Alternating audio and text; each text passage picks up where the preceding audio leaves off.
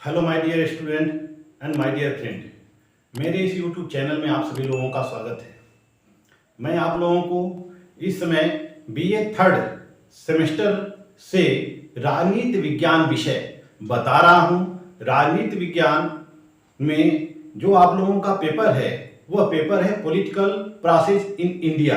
Political process in India की इस कड़ी में मैं आज आप लोगों को यूनिट 4 से जाति और राजनीति के बारे में बताने जा रहा हूं। कास्ट एंड पॉलिटिक्स, जाति और राजनीति या राजनीति में जाति की क्या भूमिका है। तो आइए चलते हैं जाति की तरफ। तो पहले थोड़ा सा हम जाति का कॉन्सेप्ट समझ लेते हैं कि जाति है क्या, व्हाट इज कास्ट। तो जाति व्यवस्था जो आती है वो सबसे पहले मनुस्मृति से आती है। मनुस्मृति से आती है।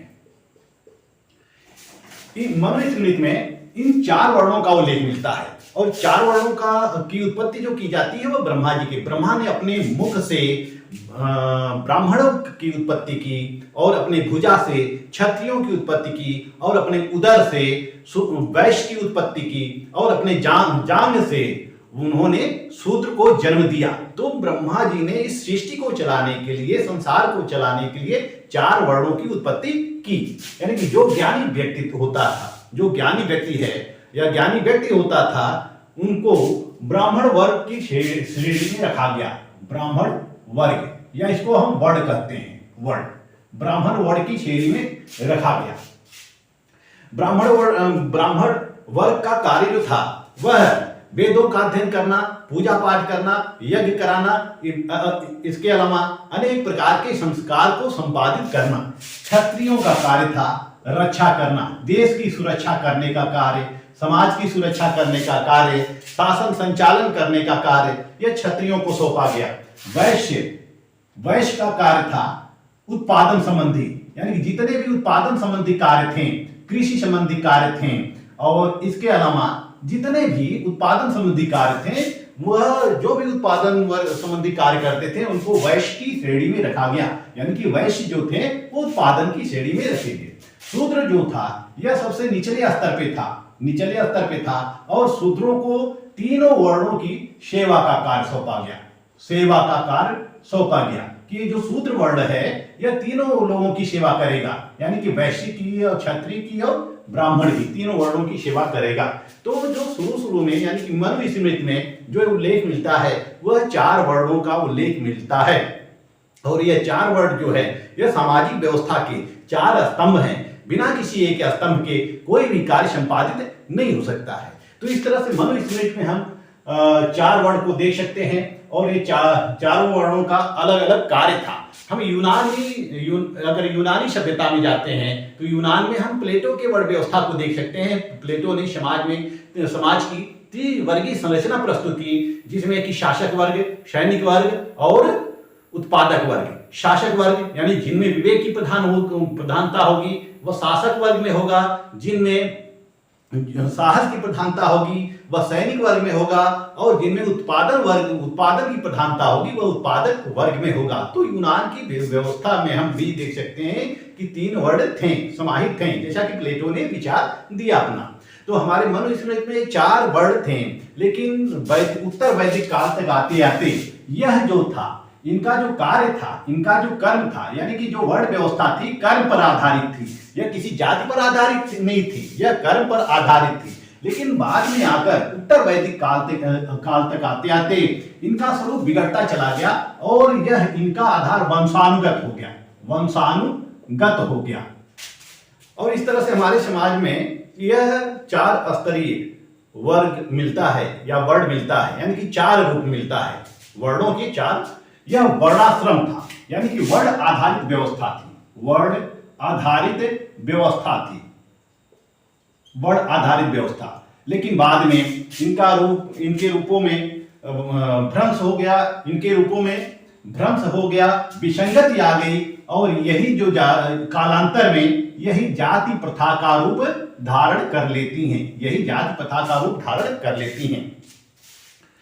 वैसे जाति व्यवस्था की हमें 15वीं शताब्दी के पहले पहले देखना होगा तो काफी हमें अध्ययन करना होगा कि जाति प्रथा क्या थी, किस प्रकार की सामाजिक व्यवस्था थी। वैसे जाति प्रथा जो थी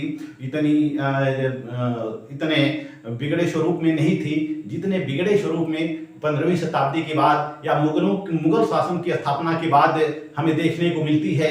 और स्पेशली ब्रिटिश शासन व्यवस्था में जाति का रूप या विभिन्न जातियां उभर कर सामने आती हैं।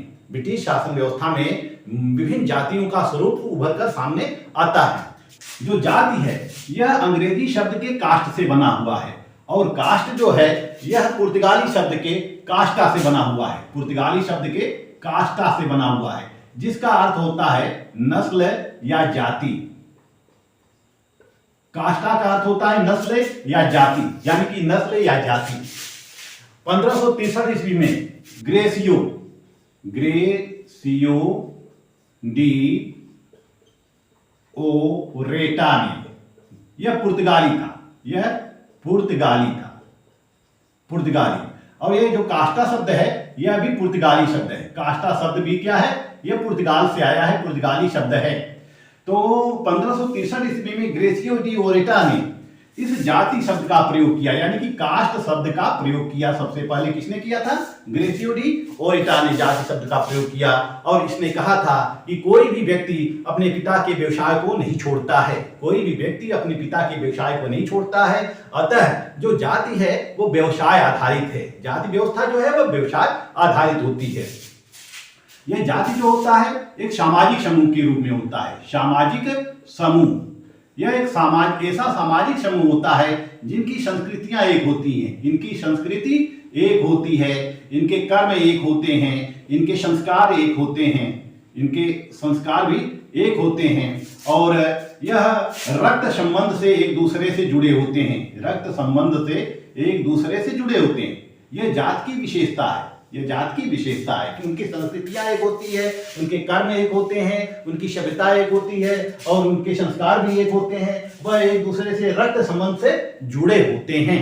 तो ये इस प्रकार की जाति क्या होती है? एक सामाजिक समूह होता है जिनकी विशेषताएं एक सी होती हैं, जिनकी संस्कृति, जिनकी सभ्यता एक सी होती हैं और वह एक दूसरे से रक्त संबंधों से बंधे होते हैं, भावनात्मक रूप से बंधे होते हैं और यही रक्त संबंध जो होता है बाद में चलकर जाति व्यवस्था को जन्म देती है। जाति की कुछ परिभाषाओं का अवलोकन हम कर लेते हैं, जैसा कि मजूमदार और मदन।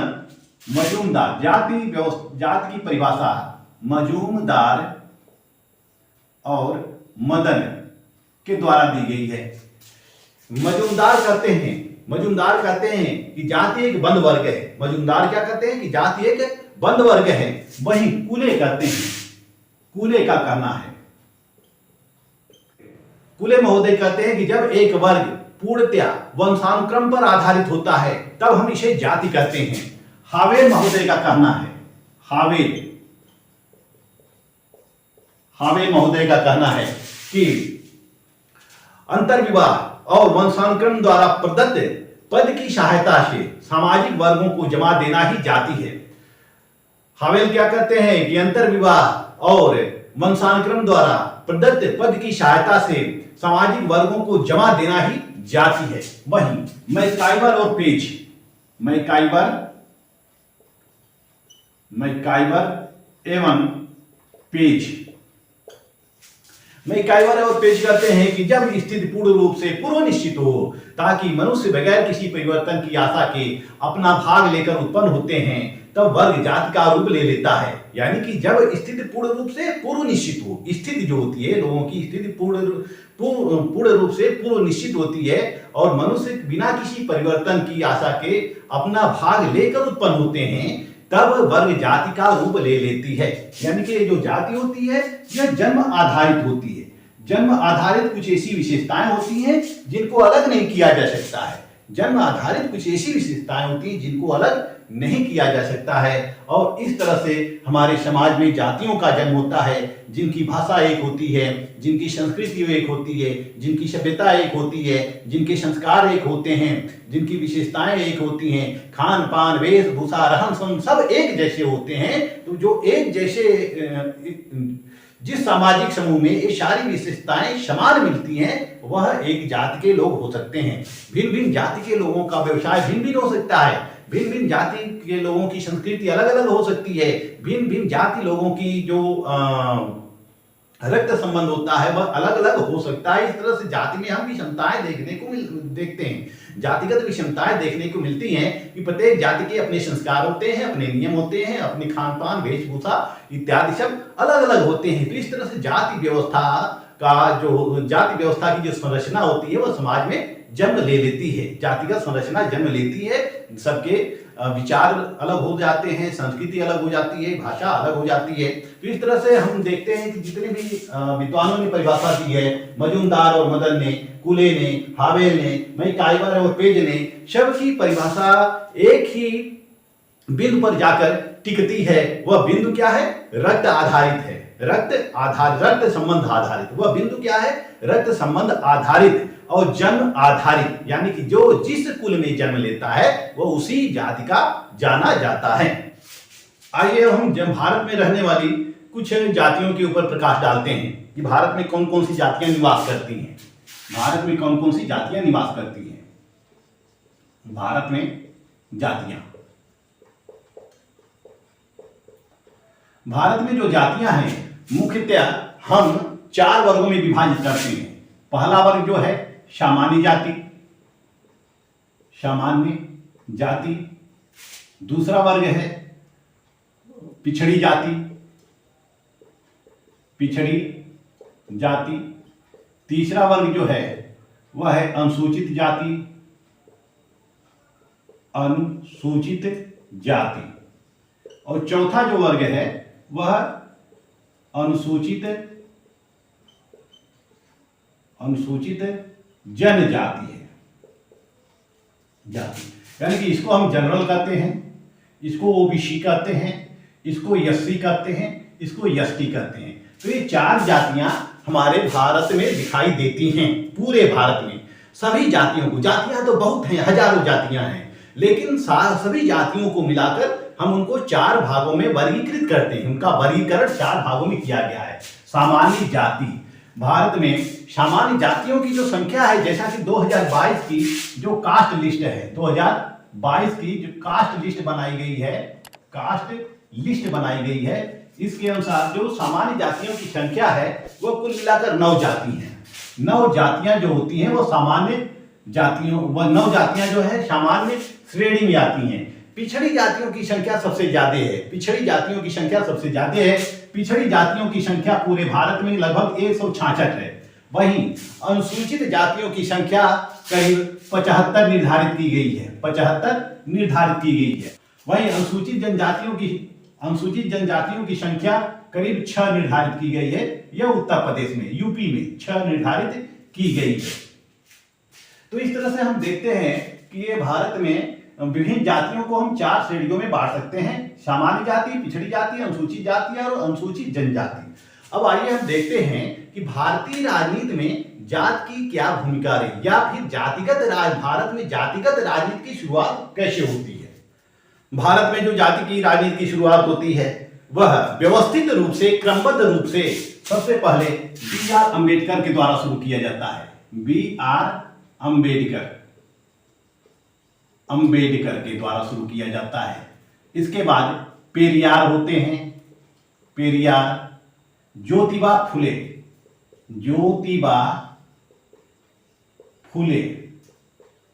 ये जो नेता होते हैं, दलित नेता होते हैं, इनके द्वारा जाति सुधार आंदोलन किया जाता है।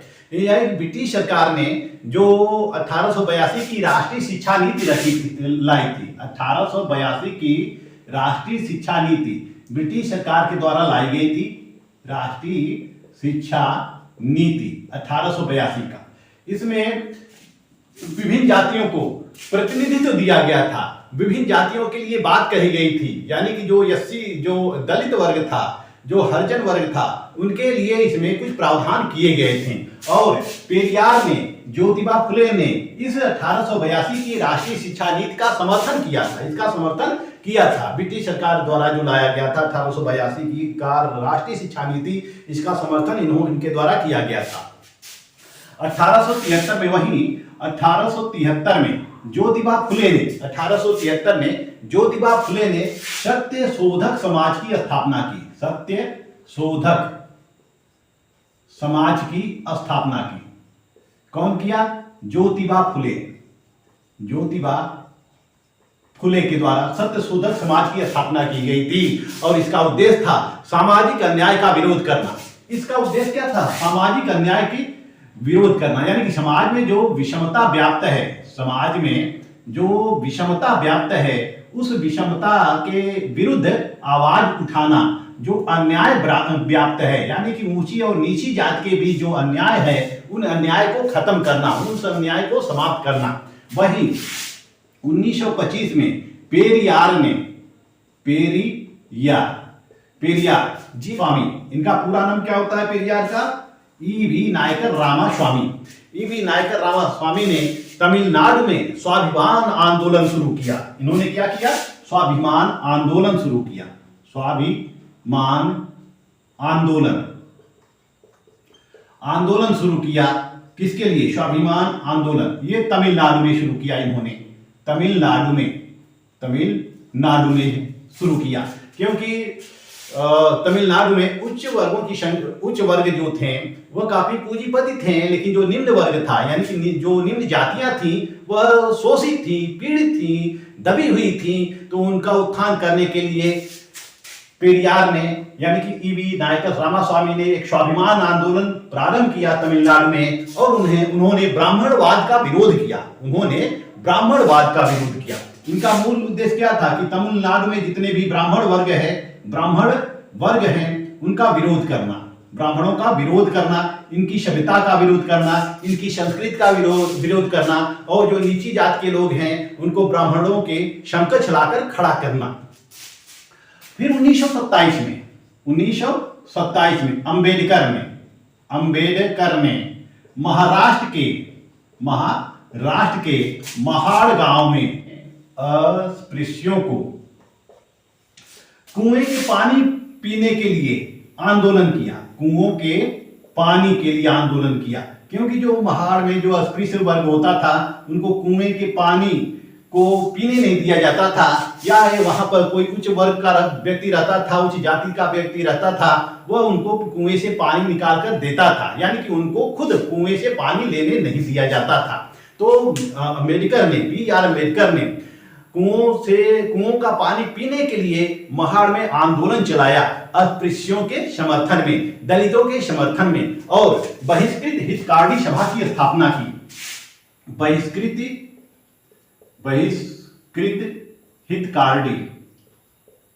हितकारी सभा की उन्होंने स्थापना की। बहिष्कृत हितकारी सभा की उसने स्थापना की। कौन किया? B.R. अम्बेडकर ने किया। वही अब चूंकि भारत क्या था? ब्रिटिश का गुलाम था। ये सब कुछ जो होता है ये ब्रिटिश काल में होते हैं, ब्रिटिश भारत में होते हैं। वही महात्मा गांधी भी 1915 में भारतीय राजनीति में प्रवेश कर लेते हैं। भारतीय राजनीति में 1915 में महात्मा गांधी भी प्रवेश कर लेते हैं, और यह भी दलित उत्थान के लिए आंदोलन चलाते हैं, हरिजनों के लिए आंदोलन चलाते हैं। और इन्होंने, महात्मा गांधी ने हरिजन उत्थान आंदोलन चलाया, और अस्पृश्यता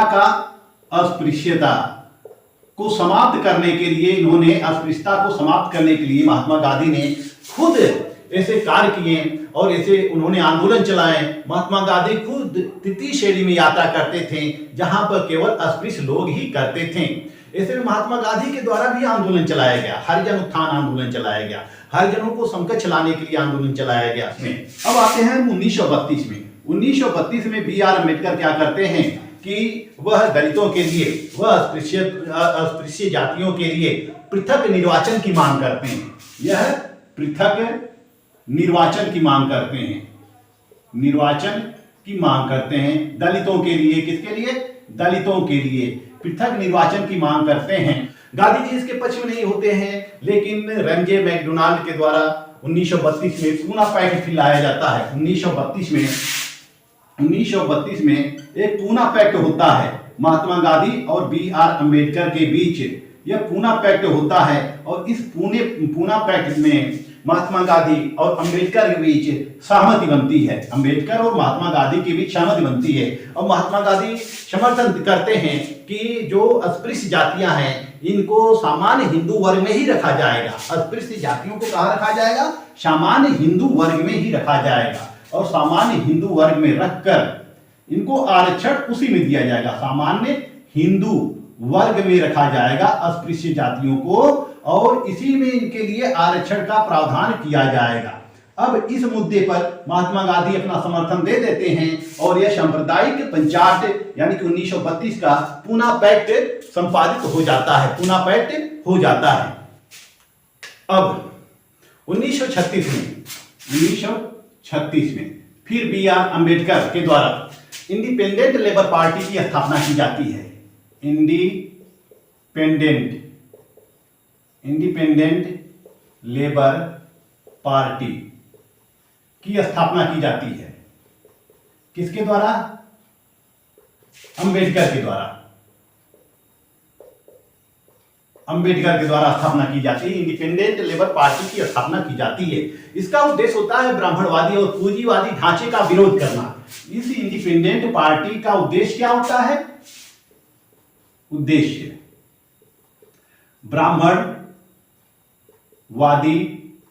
और पूंजीवादी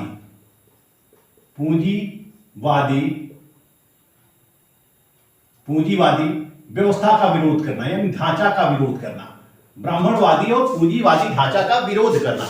तो विरोध करने के लिए बी.आर. अम्बेडकर ने 1936 में इंडिपेंडेंट लेबर पार्टी की स्थापना करते हैं और जब इस पार्टी की स्थापना कर लेते हैं तो 1937 के चुनाव में इसमें 15 आरक्षित सीट इसके पास होती है।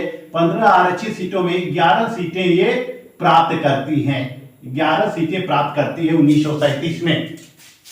लेकिन 1937 के चुनाव में 15 आरक्षित सीटों में से 11 सीटें इन्होंने प्राप्त कर लिया था। फिर यह 1942 में बी.आर. अम्बेडकर अखिल भारतीय अनुसूचित जाति संघ बनाते हैं। अखिल भारतीय अनुसूचित जाति संघ बनाते हैं।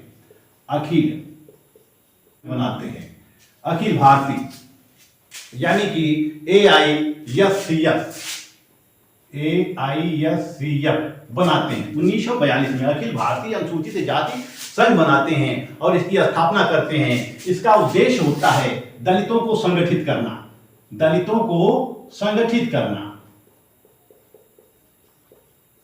उद्देश्य क्या होता है इसका? दलितों को संगठित करना यानी पूरे देश में जो दलित हैं, जितने भी दलित हैं सबको संगठित किया जाए। जितने हरिजन वर्ग हैं, जितने निम्न वर्ग हैं, सबको संगठित किया जाए और सबको संगठित करके हमें राजनीति में हिस्सेदारी लाएं और राजनीति में हिस्सेदारी लाकर जो सामाजिक विषमता है उस विषमता को दूर कर दिया जाए। लेकिन ये जो 1937 में इंडिपेंडेंट पार्टी 11 सीटें पा जाती है, लेकिन 1946 और 1951 के चुनाव में इसको एक भी सीट नहीं मिलती है। और 1956 में फिर अम्बेडकर जी 1956 में फिर अम्बेडकर के द्वारा बौद्ध धर्म अपनाया जाता है। अपने 1 लाख अनुयायियों के साथ ये बौद्ध धर्म को अपनाते हैं और उसके कुछ ही बौद्ध धर्म जब अपनाते हैं उसके कुछ ही महीने बाद 1956 में अम्बेडकर की मृत्यु हो जाती है। अम्बेडकर की मृत्यु हो जाती है। और जब 1956 में अम्बेडकर का निधन हो जाता है तो यह जो अखिल भारतीय अनुसूचित जाति संघ होता है इसको भंग कर दिया जाता है। और भंग करने के पश्चात 1957 में एक नई पार्टी का गठन होता है, भारतीय रिपब्लिकन पार्टी यानी कि RPI पार्टी की स्थापना होती है। और इसका जो मुख्य केंद्र था वो महाराष्ट्र और उत्तर प्रदेश होता है। इसका मुख्य केंद्र है महाराष्ट्र और उत्तर प्रदेश होता है। RPI Republican party of India. यह जो भारतीय रिपब्लिकन पार्टी है इसका मुख्य उद्देश्य होता है दलितों को संगठित करना और सत्ता प्राप्त करना, लेकिन इसमें आंतरिक फूट पड़ जाती है, इसमें आंतरिक फूट पड़ जाती है और यह पार्टी जो होती है इसका अस्तित्व धीरे धीरे समाप्त होने लगता है। फिर 1972 में महाराष्ट्र में दलित पैंथर की स्थापना होती है। दलित पैंथर की स्थापना होती है दलितों को जागृत करने के लिए, दलितों के अंदर चेतना लाने के लिए, सामाजिकता लाने के लिए, सांस्कृतिक उत्थान करने के लिए, राजनीति में प्रतिनिधित्व या भागीदारी सुनिश्चित करने के लिए दलित पैंथर मूवमेंट चलता है, महाराष्ट्र में चलता है। लेकिन दलित पैंथर में आंतरिक विवाद हो जाता है, इसमें भी कुछ समय के पश्चात आंतरिक विवाद हो जाता है और यह भी अपने उद्देश्य में असफल हो जाती है, अपने उद्देश्य में यह भी असफल हो जाती है। इस तरह से हम देखते हैं कि भारतीय राजनीति में दलितों के उत्थान के लिए विभिन्न आंदोलन चलाए जाते हैं। B.R. अम्बेडकर के द्वारा, महात्मा गांधी के द्वारा, पेरियार के द्वारा, ज्योतिबा फुले के द्वारा विभिन्न संगठनों की स्थापना की जाती है और दलित मूवमेंट चलाया जाता है, दलितों के उत्थान के लिए प्रयास किया जाता है। वहीं हमारा भारतीय संविधान जो होता है 26 जनवरी 1950 को लागू हो जाता है, यानी कि 26 नवंबर 1950 को बनकर तैयार हो जाता है और इस संविधान के अंतर्गत कुछ प्रावधान कर दिए जाते हैं, जातिगत प्रावधान कर दिए जाते हैं। अनुच्छेद 15 से लेकर 18 में समानता की बात कही गई है, समानता, सामाजिक समानता की बात कही गई है, यानी कि सभी लोग समान हैं। जाति पाति का अंत किया जाता है, जातिगत असमानता नहीं होगी, विषमता नहीं होगी, सभी जातियों को समान स्थान प्राप्त होगा। इसलिए हमारे भारतीय संविधान में अनुच्छेद 15 में यह व्यवस्था कर दी गई, धर्म, मूल, वंश, लिंग, जाति के आधार पर, जन्म स्थान के आधार पर विभेद से प्रतिषेध, यानी कि व्यक्तियों के साथ किसी प्रकार का, यानी कि 15(1) में यह प्रावधान किया गया, 15(1) में यह कहा गया है कि किसी भी व्यक्ति को धर्म, मूल, वंश, लिंग, जाति, जन्म स्थान के आधार पर सामाजिक सार्वजनिक समागमों के स्थानों पर, जैसे पार्कों में, होटल में, रेस्तरां में, मेले में, बाजारों में, कुओं पर, नदी घाटों पर इत्यादि सार्वजनिक समागमों के स्थानों पर प्रवेश से वंचित नहीं किया जा सकता। यानी कि जाति के आधार पर हम उसको नहीं कह सकते हैं कि उसके लिए वह स्थान प्रतिबंधित है या उसके लिए वह स्थान प्रतिषेध किया जाता है, बल्कि जाति व्यवस्था का अंत हमारे संविधान के द्वारा कर दिया जाता है और सभी लोगों को, यानी कि जो सुविधाएं होती है सभी लोगों को खोल दिए जाते हैं। यानी कि जो संविधान होता है वह भागीदारी का द्वार सभी लोगों के लिए खोल देता है। वहीं अनुच्छेद 15(4) में SC/ST के लिए विशेष प्रावधान किया गया है। अनुच्छेद 15(4) में कहा गया है कि अनुसूचित जाति और अनुसूचित जनजातियों के लिए सरकार के द्वारा कुछ विशेष रियायतें दी जाएगी, सरकार के द्वारा कुछ विशेष रियायतें दी जाएगी। इसी तरह से अनुच्छेद 16 में लोक नियोजन में क्षमता का अधिकार दिया गया है। लोक नियोजन में क्षमता का अधिकार दिया गया, यानी कि सरकारी और नौकरियों में सभी लोग समान होंगे। अनुच्छेद 16(2) यह कहता है कि धर्म, मूल, वंश, लिंग, जाति के आधार पर किसी भी व्यक्ति को सरकारी नौकरियों में प्रवेश से वंचित नहीं किया जा सकता है। वही 16(4) आरक्षण का प्रावधान करता है। 16(4) यह कहता है, अनुच्छेद 16 का 4 कहता है, अनुच्छेद 16(4) यह कहता है कि सामाजिक,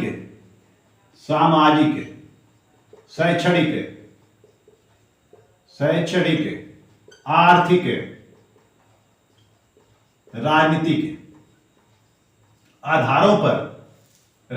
आधारों पर पिछड़े वर्ग के लिए आरक्षण का प्रावधान किया जा सकता है।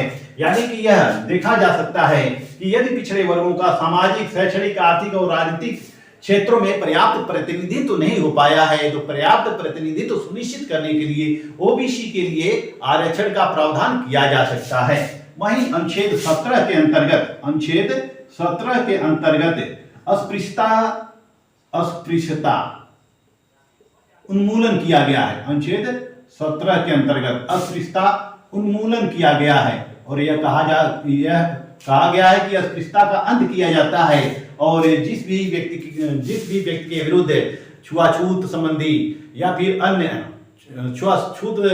जिस व्यक्ति को छुआछूत का दोषी पाया जाएगा उसके विरुद्ध कठोर दंडात्मक कार्रवाई की जाएगी। और इसके लिए 1955 1955 में एक कानून बना, अस्पृश्यता निवारण अधिनियम, अस्पृश्यता निवारण अधिनियम, अपराध जिसको हम अपराध कहते हैं, अपराध अधिनियम बनाया गया, जिसके तहत जाति पात का जो भी व्यक्ति दोषी पाया जाता है, ऐसी दुर्व्यवस्था, ऐसी विषमता उत्पन्न करने के लिए उसके विरुद्ध इस अधिनियम के तहत कार्रवाई की जाएगी। तो इस तरह से हमारे संविधान के अंतर्गत भी कुछ जातियों को विशेष रियायतें दी गई हैं। एससी को, एसटी को, ओबीसी को विशेष रियायतें दी गई है और इनका समाज में, शिक्षा में, राजनीति में, आर्थिक क्षेत्रों में प्रतिनिधित्व बढ़ाने के लिए समय समय पर विभिन्न कमेटियां भी गठित की जाती रही हैं। जैसे कि प्रथम पिछड़े वर्ग के लिए प्रथम पिछड़ा वर्ग आयोग का गठन किया गया। प्रथम पिछड़ा वर्ग आयोग का गठन नेहरू सरकार में 1953 में किया गया। इसके जो अध्यक्ष थे, अध्यक्ष काका साहब कालेलकर, इसके अध्यक्ष थे काका साहब कालेलकर। प्रथम पिछड़ा वर्ग आयोग का गठन किया गया था। लेकिन ये जो प्रथम पिछड़ा वर्ग आयोग का गठन किया गया था, नेहरू सरकार में जो गृह मंत्री होते हैं पंडित गोविंद वल्लभ पंत यानी कि जीवी पंत होते हैं, वह आयोग की जो रिपोर्ट होती है उस रिपोर्ट में कई खामियों को पाते हैं और इस काका कालेलकर आयोग की रिपोर्ट को नकार देते हैं, इसको अस्वीकृत कर देते हैं, इस रिपोर्ट को अस्वीकृत कर देते हैं। जब काका कालेलकर आयोग की रिपोर्ट को अस्वीकृत कर दिया जाता है तो फिर अंबेडकर, अब पिछड़ी जातियों के लिए आंदोलन धीरे धीरे शुरू होता है। अंबेडकर तथा मार्क्स से प्रेरित होकर राम मनोहर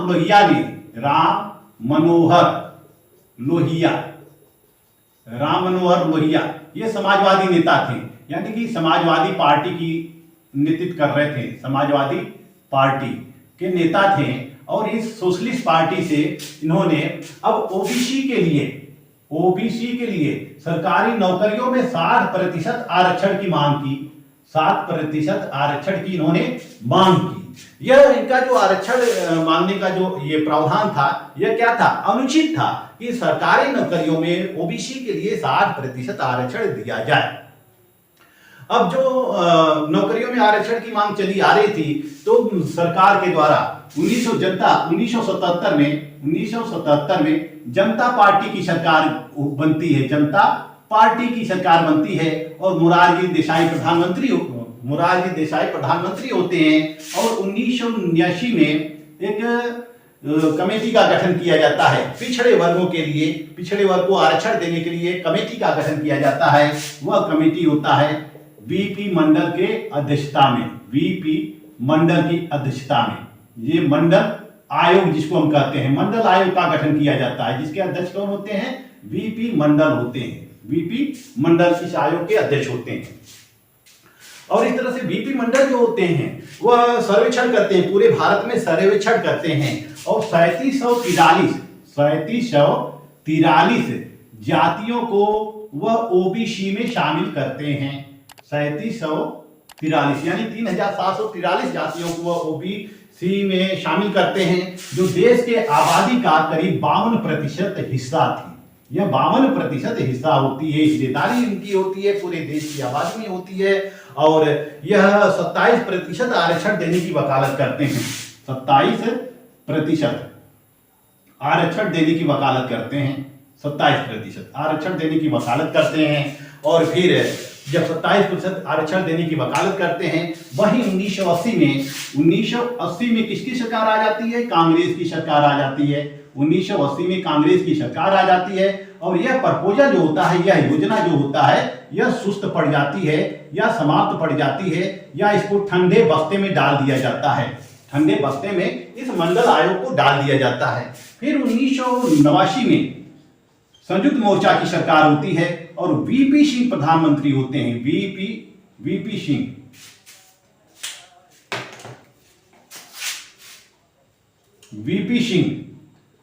सिंह प्रधानमंत्री होते हैं, 1989 में प्रधानमंत्री होते हैं। और इन्होंने ये संकल्प लिया कि ये मंडल आयोग के रिपोर्ट को लागू करेंगे, मंडल आयोग के रिपोर्ट को लागू करेंगे। और 1990 में इन्होंने मंडल आयोग की संस्तुतियों को लागू कर दिया, मंडल आयोग को लागू कर दिया।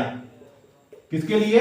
पिछड़े के लिए, पिछड़े वर्गों के लिए इन्होंने लागू कर दिया, पिछड़े वर्गों के लिए, ओबीसी के लिए मंडल आयोग की संस्तुतियों को लागू कर दिया और ओबीसी जाति को 27% आरक्षण दे दिया, यानी कि वह आंशिक रूप से वह आरक्षण दिया गया।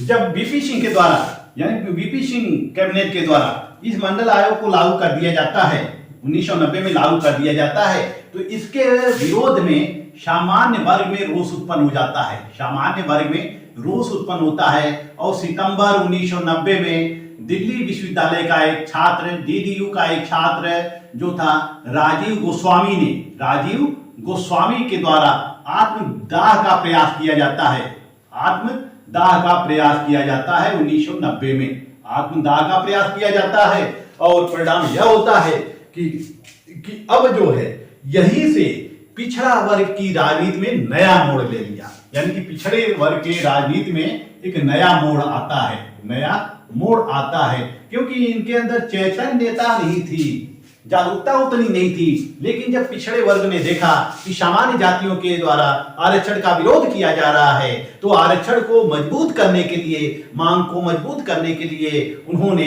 अब इन पिछड़े वर्ग के इन पिछड़ी जातियों का ध्रुवीकरण होने लगा, पिछड़ी जातियों का अब क्या होने लगा?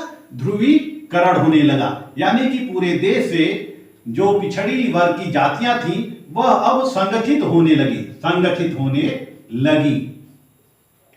संगठित होने लगी। अब राजनीति में इनकी हिस्सेदारी अब बढ़ने लगी, राजनीति में इनकी हिस्सेदारी बढ़ने लगी, क्योंकि वह संख्या में अधिक थे, जनता दल तथा अन्य दलों के द्वारा अधिक से अधिक पिछड़े वर्ग के उम्मीदवारों को टिकट दिया गया और वह मैदान में उतरने लगे। और इसी को जय फरलो एक विद्वान होता है, समाजशास्त्री होता है, जय फरलो ने मौन क्रांति की संज्ञा दी, पिछड़े वर्ग के उदय को उन्होंने मौन क्रांति की संज्ञा दी, मौन क्रांति, पिछड़े वर्ग के उदय को, क्योंकि पिछड़ा वर्ग अब संगठित होने लगता है और धीरे धीरे वह राजनीति से जुड़ने लगते हैं। जितने भी पिछड़े वर्ग में जितनी भी जातियां होती हैं वह एक छत के नीचे आने लगती हैं और एक छत के नीचे आकर वह अब राजनीति में हिस्सेदारी करने लगती हैं। जैसे कि 1990 के दशक में बिहार में लालू यादव सक्रिय होते हैं, यह ओबीसी वोट पाकर यह मुख्यमंत्री बन जाते हैं। वहीं 1989 में मुलायम सिंह यादव पिछड़े वर्ग के नेता बन जाते हैं, और इस तरह से जो पिछड़ा वर्ग होता है वह उनके वोटों का ध्रुवीकरण हो जाता है और वह एक पार्टी के नीचे आ जाते हैं। जैसे कि राजद के नेता कौन होते हैं? लालू प्रसाद यादव, यानी कि बिहार की राजनीति में जो पिछड़ा वर्ग है और उच्च जातियां हैं, इन दोनों वर्गों में संघर्ष चलता रहता है सत्ता पाने के लिए। कभी उच्च वर्ग का कोई व्यक्ति पा जाता है, कभी पिछड़े वर्ग का पा जाता है। इसी तरह से उत्तर प्रदेश की राजनीति में भी पिछड़ा वर्ग जो है वह क्या है, किसके खेमे में है? पिछड़ा वर्ग में, यानी कि स्पेशली मुलायम सिंह यादव और अखिलेश यादव ये पिछड़े वर्ग के नेता बन गए हैं, तो हम देखते हैं कि पिछड़े वर्ग की भी राजनीति में भूमिका अब बढ़ने लगी है। वहीं पिछड़े वर्ग के साथ साथ 1978 पिछड़े वर्ग की जो राजनीति तो शुरू हो गई, यानी कि जातियां बढ़ गई, सामान्य जाति, पिछड़ी जाति और अनुसूचित जाति या जनजाति। वहीं काशीराम ने 1978 में backward and minority classes employ federation की स्थापना की, बाम सेप की स्थापना करते हैं। और इनका उद्देश्य होता है कि जो हरिजन हैं, मुस्लिम हैं, इन हरिजनों में, मुस्लिमों में, दलितों में जो अभिजात्य वर्ग है, इनको संगठित करके एक छत के नीचे लाना, यानी कि एक बैनर के नीचे लाना। और 1984 में इसी के कारण यानी कि बामसेफ के बैनर तले ही बीएसपी की स्थापना होती है, बहुजन समाज पार्टी की स्थापना होती है 1984 में। और बहुजन समाज पार्टी की जो स्थापना होती है यह पूर्ण रूप से हरिजनों पर केंद्रित होता है और अन्य दलित जातियों पर केंद्रित होता है, मुस्लिमों पर केंद्रित होता है, यानी कि यह केंद्रित होता है। और यह जो है दलितों की एक पार्टी बन जाती है। बीएसपी जो होती है यह दलितों की एक पार्टी बन जाती है, यानी कि बसपा में 1984 में बसपा केवल दलितों का वोट देती है और बसपा का एक नारा होता है, तिलक तराजू और तलवार इनको मारो जूते चार। ये बसपा का 1984 में नारा होता है, तिलक तराजू और तलवार इनको मारो जूते चार। यानी कि यह पूर्ण रूप से 1984 में केवल हरिजनों को टिकट देती है और मुस्लिमों को टिकट देती है, कि अधिकांशतः इसने हरिजनों को टिकट दिया था, दलितों को टिकट दिया था। लेकिन 1984 में बसपा को एक भी सीट प्राप्त नहीं होती है। मायावती को सबक मिल जाता है कि बिना किसी अन्य जातियों को सम्मिलित किए हम चुनाव नहीं लड़ सकते हैं, सत्ता नहीं प्राप्त कर सकते हैं। और इस तरह से 1989 के चुनाव में 1989 में फिर अन्य जातियों को सम्मिलित करती हैं, लेकिन फिर भी 1989 में इनको सफलता नहीं मिलती है। हम देखते हैं कि इस भारतीय राजनीति के अंतर्गत जातिगत राजनीति का इतिहास का जब हम विश्लेषण करते हैं तो हम इस अध्ययन से पता चलता है कि जो जातिगत राजनीति शुरू होती है वह 1990 के बाद चरम पर आ जाती है। 1990 के बाद चरम पर आ जाती है। इस तरह से हम देखते हैं कि 1990 से जाति का स्वरूप बिगड़ने लगता है। अब जो वोट होता है जातिगत होता है, नेता जो होता है वह जातिगत हो जाते हैं। आज के वीडियो में बस इतना ही। मैं नेक्स्ट वीडियो में आपको बताऊंगा भारतीय राजनीति में जाति का प्रभाव, भारतीय राजनीति में जाति का प्रभाव। क्योंकि वीडियो बहुत लंबा हो रहा है इसलिए इस विषय को यहीं पे रोक रहा हूं। अब नेक्स्ट पार्ट में यानी कि पार्ट 2 में भारतीय राजनीति में जाति का प्रभाव आप लोग पढ़ेंगे। मेरा वीडियो आपको अच्छा लगे तो मेरे चैनल को लाइक, सब्सक्राइब और शेयर जरूर कीजिएगा। मिलते हैं अगले वीडियो में, तब तक के लिए धन्यवाद।